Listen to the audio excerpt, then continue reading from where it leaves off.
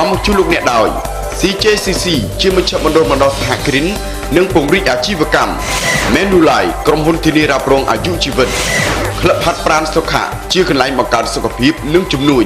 Hopper Optic ស្រទាប់ Nano Ceramic ការពារកម្ដៅថ្ងៃនិង UV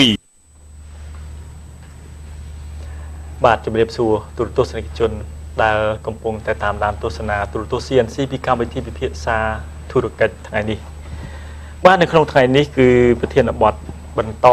កាលពីសប្តាហ៍មុនដែលកាលពីសប្តាហ៍មុន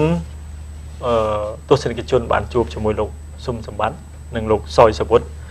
និយាយអំពីគោលការណ៍ទូទៅនៃផ្នែកទីផ្សារក៏ដូចជានិយមន័យហើយនឹងរំលឹកខ្លះៗមានខ្លះៗអំពីគេហៅថារបៀបក្នុងការធ្វើទីផ្សារឲ្យបានទទួលជោគជ័យប៉ុន្តែមិនទាន់លម្អិតនៅឡើយទេប៉ុន្តែនៅក្នុងថ្ងៃនេះគឺយើងចូលផ្នែកយុទ្ធសាស្ត្រលម្អិត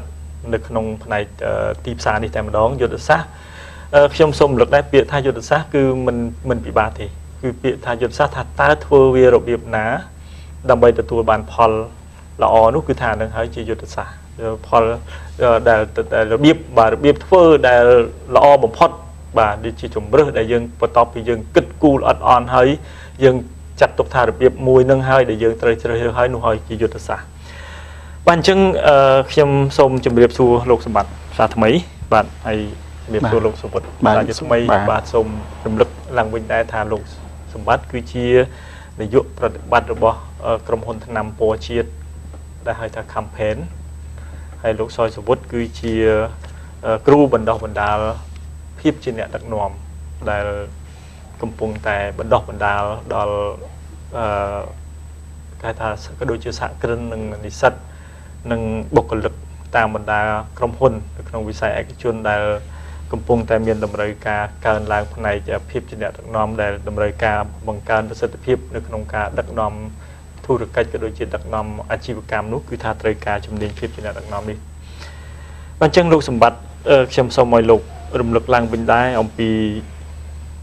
ទីផ្សារសប្តាហ៍មុនលោកមានប្រសាសន៍ថាយុទ្ធសាស្ត្រគឺមាន4សំខាន់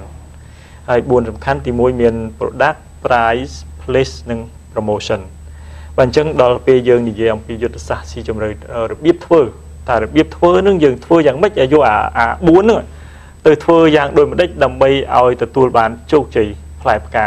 ទៅតាមអ្វីដែលយើងចង់បានបាទសូមអរគុណបាទហើយសូមជម្រាបសួរប្រិយមិត្តទូរទស្សន៍ CNC ជាសាជាថ្មីម្ដងទៀតបាទសម្រាប់សប្តាហ៍ថ្មីនេះហើយខ្ញុំជឿថាយើងបានសុខសប្បាយបាទសុខភាពល្អទាំងអស់គ្នាបាទជាពិសេសប្រិយមិត្តដែលកំពុងទៅតាមដានស្ដាប់ CNC នេះខ្ញុំសូមបញ្ជាក់បន្តិចទាក់ទងនឹង PT1 ថាផលិតផលណាបាទផលិតផលបងប្អូនក្នុងសម័យទំនើបជាទូទៅកម្រនឹងមានផលិតផលថ្មីឬសេវាកម្មថ្មីណាជាទូទៅការពិតគំនិតទេដែលថ្មីបាទគំនិតទេដែលថ្មីគំនិតថ្មីណាអញ្ចឹងអ្វីដែលខ្ញុំនិយាយថ្ងៃនេះគឺថាចង់ឲ្យបងប្អូនធ្វើការចាប់អារម្មណ៍មួយថានៅពេលដែលបងប្អូនចង់ធ្វើអ្វីមួយទោះជាផលិតក៏ដោយឬក៏ជាសេវាកម្មក៏ដោយបងប្អូនត្រូវគិតថាផលិតផលរបស់ខ្លួនដែលយើងនឹងចេញទៅនេះការពិតមិនមែនថ្មីទេបាទថ្មីសម្រាប់តែខ្លួនយើងបើជាការពិតគេហៅថ្មីយើងចាស់គេណាបាទហើយសេវាកម្មដែលយើងនឹងបំរុងនឹងធ្វើហ្នឹងក៏អញ្ចឹងដែរការពិតមិនមែនជារឿងថ្មីទេបាទគឺជារឿងមួយដែលយើងយល់ថាថ្មីខ្លួនឯងទេការពិតក៏មាននៅក្នុងទីផ្សារនេះខ្ញុំនិយាយពីភាគច្រើនលើសលប់អាចថា 90% ហើយដែលជាទូទៅមិនមែនជាថ្មីទេគឺជាអ្វីដែលមានត្រាប់ប៉ុន្តែដែលយើងយល់ថាថ្មីគឺគំនិតទេដែលថ្មីបាទអញ្ចឹងទេខ្ញុំសូមដែលចង់ដាស់ដល់ស្មារតីឲ្យយើងចងចាំថានៅពេលដែលយើងចង់ធ្វើអ្វីមួយគឺសំខាន់ប៉ុតយើងត្រូវរកគំនិតថ្មីឲ្យឃើញបាទត្រូវរកគំនិតថ្មីឲ្យឃើញនៅពេលដែលយើងចេញបានគំនិតថ្មីនោះគឺវាហាក់បីដូចជាផលិតផលនោះវាថ្មីលើគេប៉ុណ្ណឹងនេះចំពោះផលិតផលបាទចំពោះផលិតផលហើយចំពោះតម្លៃវិញធម្មតាការដាក់តម្លៃការកំណត់តម្លៃក្រៅពីយើងពិចារណាលើថ្លៃដើមក្រៅពីយើងពិចារណាលើការប្រកួតប្រជែងក្នុងទីផ្សារក្រៅពីយើងពិចារណាទៅលើពីគោលបំណងរបស់យើងដែលចង់បានកម្រៃចំណេញត្រឡប់មកវិញលើផលិតផលរបស់ហ្នឹងជាទូទៅគឺគោលការណ៍នៃយុទ្ធសាស្ត្រគឺគេឲ្យយើងគិតពីរយ៉ាងបាទ dương bị cha ná bấy ấy mình bạn dương bị cha ná bấy ấy phần tay dương trâu chỉ chút sát dương trâu miền bồng cô pi để dương thực kịch thì muối cứ bầm nay ti xa để dương trâu lụa trồn nhé lưu thu và bầm nay ti xa để dương trâu lụa trồn dương tới trâu ti xa này mùi nà ok và ti xa này mùi nà và nâng phía xa ông lấy dương how tha segmentation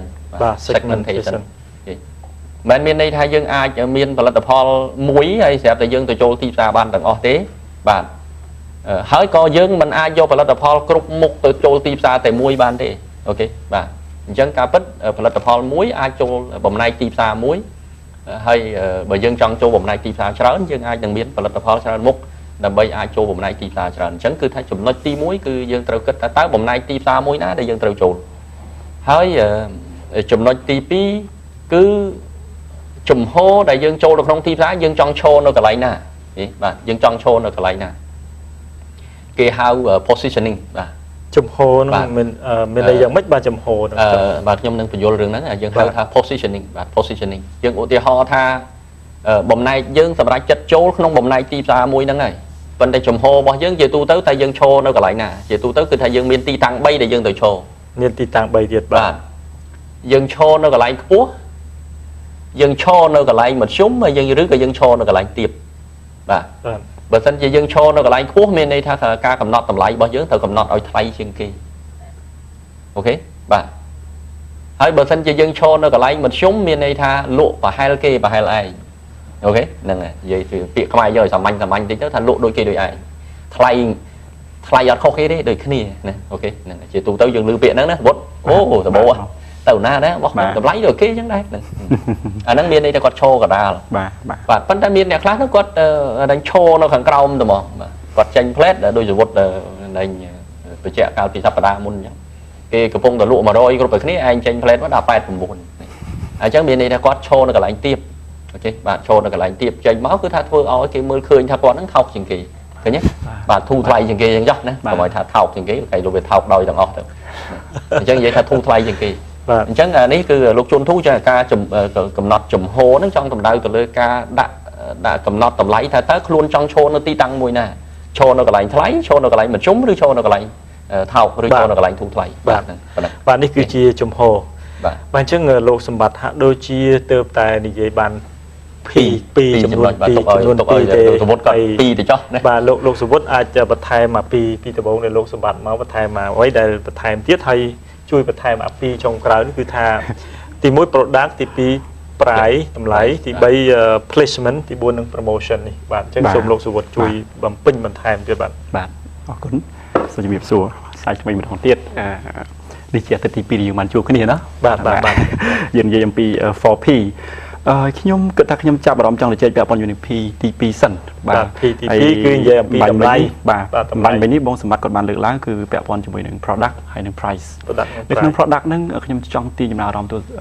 ตัวสนิทชนระบบ CNC ดังอ้อจับรอมทายังจังลุผลิตภัณฑ์หรือก็เสวากรรมไอเกได้บ่าประเภทไอเกได้ให้สุธาตาเนี่ยนาเก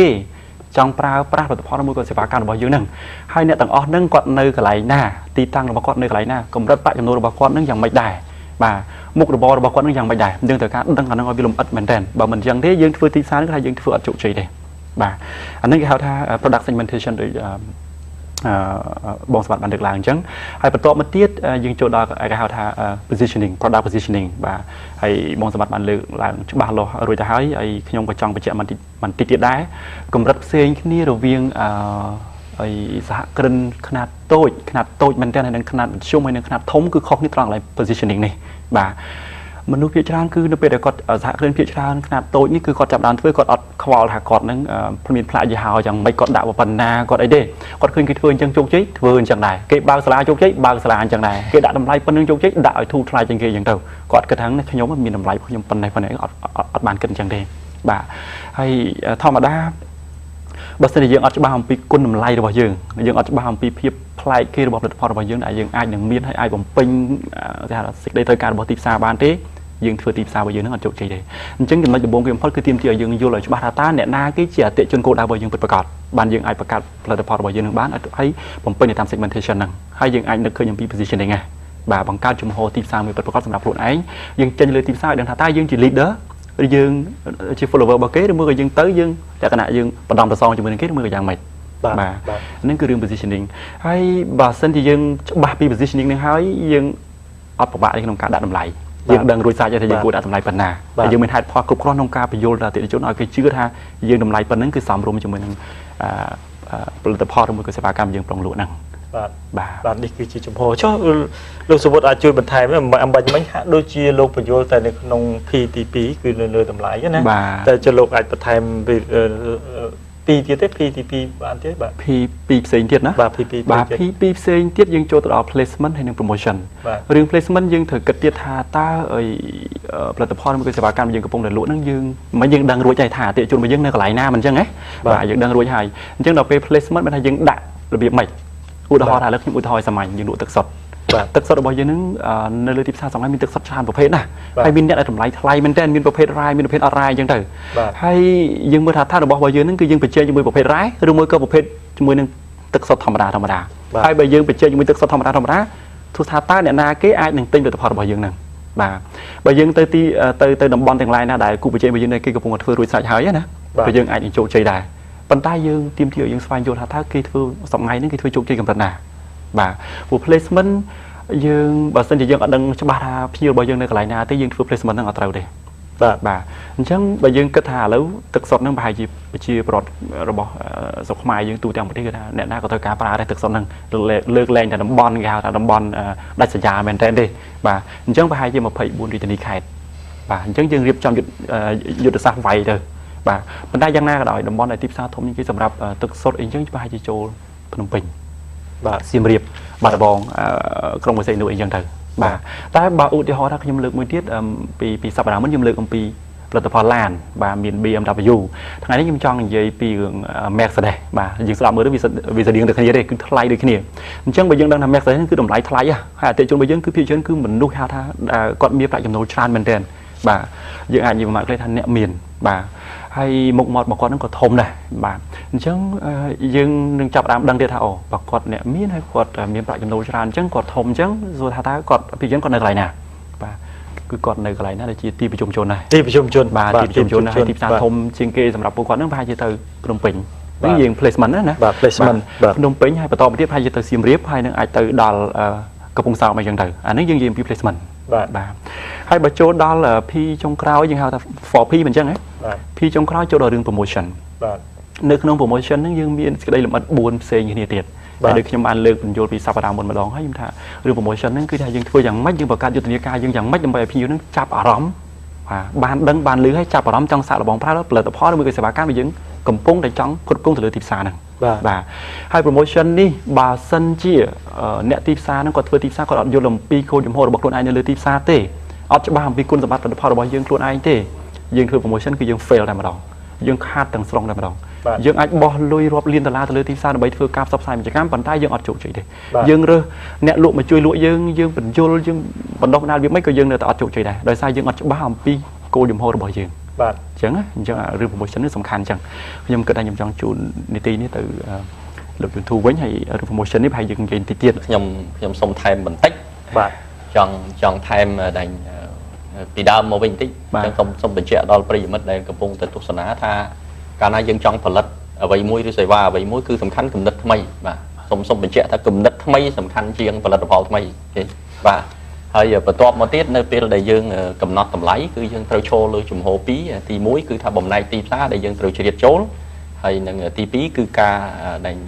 ទីតាំងដែលយើងត្រូវកំណត់តម្លៃហ្នឹងជំហរតម្លៃរបស់យើងហ្នឹងហើយតកតងមួយការបែងចែកទំនិញសូមដែលឲ្យចាំថាយើងមានតែ3ទេដែលយើងកាលណាយើងកំណត់នៃការបែងចែកទំនិញគឺយើងមានតែ3ទេហើយបើយើងនិយាយបែបនិយាយលេងគឺថាកាលណាយើងធ្វើការបែងចែកទំនិញគឺមានន័យថាយើងរើសកន្លែងនៅរើសផ្លូវដើរអញ្ចឹងយើងរើសកន្លែងណាឲ្យផលិតផលយើងនឹងទៅនៅហើយយើងរើសផ្លូវណាដែលឲ្យផលិតផលយើងនឹងដើរតែយើងរើសនៅកន្លែងនៅវាមិនស្រួលគ្នាទៅនៅវាអត់បានគេដេញចេញវិញហើយបើសិនជារើសផ្លូវដើរហ្នឹងវាអត់ត្រូវវាជួនកាលទៅដើរទៅវាយឺតពេកណាគេត្រូវទៅដល់ឯងអត់ដល់តែជួនកាលទៅមិនដល់សោះតែម្ដងហ្នឹងត្រូវត្រឡប់មកក្រោយវិញអាហ្នឹងហើយជាទៅជាវិបត្តិអញ្ចឹងសំខាន់ផុតរើសកន្លែងនៅរើសផ្លូវដើរហើយរបៀបដែលរើសកន្លែងនៅផ្លូវដើរនេះជាទូទៅមាន3របៀប របៀបទី1យើងហៅថាភាសាអង់គ្លេសហៅ selective ពាក្យថា selective មានន័យថាយើងត្រូវរើសបាទយើងត្រូវរើសបើសិនជាយើងមកកំណត់ការជ្រើសរើសគូសកលវិញបាទបរោះត្រូវរើសនារីនឹងមិនចេះតែយកឲ្យតែគ្រប់នារីសិតតែអាចយកធ្វើប្រពន្ធបានទេហើយនារីក៏ត្រូវតែរើសដែរមិនមែនប្រកាសថាឲ្យតែគ្រប់បរោះសិតតែយកធ្វើជាស្វាមីបានដែរអញ្ចឹងគឺថាត្រូវតែរើសអាហ្នឹងយើងហៅថា selective ហើយជាក់ស្ដែងអ្នកទីផ្សារក៏អញ្ចឹងដែរផលិតផលមួយចំនួនគឺរើសអតិថិជនណាមិនអាចឲ្យតែឃើញមនុស្សសិតតែហៅថាអតិថិជនរបស់ខ្លួនបានទេវារើសអតិថិជនណាអញ្ចឹងយើងត្រូវណែមានយុទ្ធសាស្ត្រក្នុងការជ្រើសរើសហ្នឹងឲ្យបានត្រឹមត្រូវទី1ទី2ក្រោយពីយើងរើសបានហើយមានពេលខ្លះយើងមានយុទ្ធសាស្ត្រមួយថែមទៀតយើងហៅថា exclusive មានន័យថាជាការដាក់លក់ផ្ដាច់មុខបាទហើយមិនចម្លែកទេលោកធូយើងឃើញច្រើនកន្លែងយើងឧទាហរណ៍ថាក្រុមហ៊ុនបរិយខ្លះគាត់ទៅកន្លែងបុកពជាមួយហ្នឹងគឺថាគាត់សុំដាក់ទូបរិយផ្ដាច់មុខហ្មងអត់ឲ្យដាក់បរិយផ្សេងទេគឺថាដាក់តែបរិយរបស់គាត់បាទលើយើងឧទាហរណ៍គាត់ដាក់ផ្សេងផលិតផលផ្សេងអូខេឬក៏នឹងដែរបាទបើជាទូទៅបើថាយើងនិយាយពីរឿងថាផ្ដាច់មុខភាគច្រើនមើលយើងមើលស្ថានីយ៍ប្រេងបាទស្ថានីយ៍ប្រេងធម្មតាតែកាលណាគាត់លក់ប្រេងណាប្រេងហ្នឹងមិនចឹងហ្នឹងជាលក្ខណៈ exclusive ណាអូខេសូម្បីតែប្រេងម៉ាស៊ីនដែលគាត់ដាក់តាំងនៅក្នុងហាងរបស់គាត់ហ្នឹងក៏តែជាទូទៅគាត់ថាផ្លាកលើកអីគឺជាទូទៅប្រេងម៉ាស៊ីននៅក្នុងហ្នឹងគឺត្រូវតែប្រេងហ្នឹងអីចឹងបាទអាហ្នឹងហៅថា exclusive ប៉ុន្តែក៏វាមានច្រើនដែរ exclusive អមបើដូចខាងខ្ញុំក៏យើងមានយុទ្ធសាស្ត្រ exclusive ដែរក្រោយពីយើងធ្វើយុទ្ធសាស្ត្រទី1ក៏យុទ្ធសាស្ត្រទី2ក៏យើងធ្វើអញ្ចឹងដែរគឺយើងមានចរចាជាមួយនឹងដេប៉ូលក់គ្រឿងសំណង់មួយចំនួនហ្នឹងគឺថាយើងចរចាឈានដល់រហូតដល់គាត់ឲ្យគាត់លក់តែរបស់យើងណាបាទអរគុណហើយនឹងទី3គឺដែលយើងហៅថា mass ពាក្យថា mass មានន័យថាយើងអត់គិតទេពួកយើងច្បាស់ថាផលិតផលយើងកន្លែងណាក៏យើងលក់បានដែរបាទអញ្ចឹងនៅពេលដែលយើងគិតថាផលិតផលហ្នឹងយើងអាចធ្វើជា mass distribution បានឬក៏ជា mass placement បានអាហ្នឹងគឺមានន័យថាយើងរុញទៅវតែមកមានន័យថាកន្លែងណាក៏ចូលដែរអញ្ចឹងយើងត្រូវមើលថាតើរបស់យើងហ្នឹងទៅក្នុងរបៀបមួយណាបើសិនជារបៀប selective របៀបជ្រើសរើសគឺថាយើងត្រូវធ្វើការជ្រើសរើសច្បាស់ហើយបើសិនជារបៀបហ្នឹង exclusive អាហ្នឹងគឺថាយើងត្រូវរកកន្លែងណាដែលយើងអាចផ្ដាច់មុខបានហើយបើសិនជារបៀបថា mass មានន័យថាទៅណាអូខេបាទតាណាក៏ទទួលយកបានក៏ទទួលយកបានបាទអរគុណនៅក្នុងវគ្គទី1ក៏ឈានដល់ទីបញ្ចប់ហើយនឹងពិភាក្សាគ្នានៅវគ្គទី2និងវគ្គទី3ជាបន្តទៀតបាទហើយសម្រាប់ពេលនេះខ្ញុំបាទក៏សូមថ្លែងអំណរគុណដែរចំពោះអ្នកឧបត្ថម្ភកម្មវិធីដូចជាក្រុមហ៊ុន Manulife ដែលជាក្រុមហ៊ុនធានារ៉ាប់រងអាយុជីវិតដែលផ្ដល់សេវាកម្មផ្នែកធានារ៉ាប់រងហើយ CJCC ជាមជ្ឈមណ្ឌលមួយដែលហៅថាសហប្រតិបត្តិការកម្ពុជាជប៉ុនដែលនឹងបណ្ដុះបណ្ដាលផ្នែកគណិតសហគ្រិននិងអាជីវកម្មបងប្អូនដែលអាចចង់សិក្សាពីរឿងបង្កើតគំនិតថ្មីលើលោកសម្បត្តិមានប្រសាសន៍មិញគឺអាចទំនាក់ទំនងនៅ CJCC ហើយមួយទៀតក្លឹបហាត់ប្រាណសុខៈផាកវេដែលជាក្លឹបមួយមានម៉ាស៊ីនហាត់ប្រាណមានអាងហែលទឹកក្តៅទឹកត្រជាក់អីហ្នឹងគឺថារបៀបទំនើបតាន់សម័យដើម្បីធ្វើយ៉ាងណាឲ្យសុខភាពអាចមាននិរន្តរភាពដើម្បីដឹកនាំជំនួយនឹងការងាររបស់ខ្លួនបាទសម្រាប់ពេលនេះសូមការញ៉ាំសម្រាប់មួយភ្លេចសិនបាទក្រុមហ៊ុន Bon Realty Group ជាក្រុមហ៊ុនឈានមុខគេលើវិស័យអចលនទ្រព្យមានផ្ដល់សេវាកម្មរួមមានវិតម្លៃអចលនទ្រព្យប្រឹក្សាយោបល់អចលនទ្រព្យសិក្សាស្រាវជ្រាវអចលនទ្រព្យគ្រប់គ្រងអចលនទ្រព្យសម្រាប់ព័ត៌មានលម្អិតសូមទាក់ទងទៅកាន់សាខារបស់ក្រុមហ៊ុនយើងខ្ញុំតាមរយៈទូរស័ព្ទលេខ023 861 999 Bon Realty Group ទំនុកចិត្តបទពិសោធន៍វិជ្ជាជីវៈ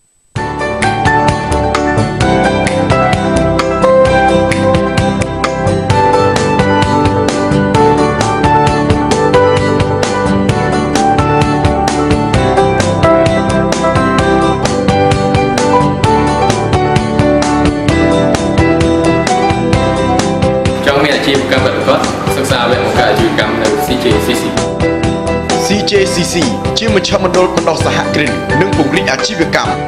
ផ្ដើមប្រតិបត្តិការដំបូងនៅប្រទេសកាណាដាជាង125ឆ្នាំមុន Manulife បានផ្ដល់ការការពារផ្នែកហិរញ្ញវត្ថុដល់អតិថិជនរាប់លានអ្នកលើពិភពលោកពេលនេះមាននៅកម្ពុជាហើយសេវាធានារ៉ាប់រងអាយុជីវិត Manulife ជាអំណោយដ៏ប្រសើរបំផុតដែលបង្ហាញពីក្តីស្រឡាញ់និងការយកចិត្តទុកដាក់ចំពោះក្រុមគ្រួសារនិងមនុស្សជាទីស្រឡាញ់របស់លោកអ្នក Manulife ក្រុមហ៊ុនធានារ៉ាប់រងអាយុជីវិតដែលលោកអ្នកជឿទុកចិត្តចាប់ផ្ដើមដោយស្នាមញញឹមរាក់ទាក់ដើម្បីបញ្ចេញថាមពលតាមបច្ចេកទេសជាមួយប្រភេទកីឡានិងឧបករណ៍ជាច្រើនប្រភេទអារម្មណ៍ស្រឡះស្រស់ស្រាយទទួលបានរាងកាយសមសួនសុខភាពមាំមួនតាមក្តីប្រាថ្នាស័ក្តិសមបំផុតមិនថាគូស្នេហ៍ឬគ្រួសារក្លឹបហាត់ប្រាណសុខៈនាំមកនូវសុខុមាលភាពនិងជំនួយសម្រាប់លោកអ្នកក្លឹបហាត់ប្រាណសុខៈស្ថិតនៅតាមបណ្ដោយមហាវិថីម៉ៅសេតុងក្នុងអគារ Parkway ជាប់មជ្ឈមណ្ឌលកំសាន្ត Spark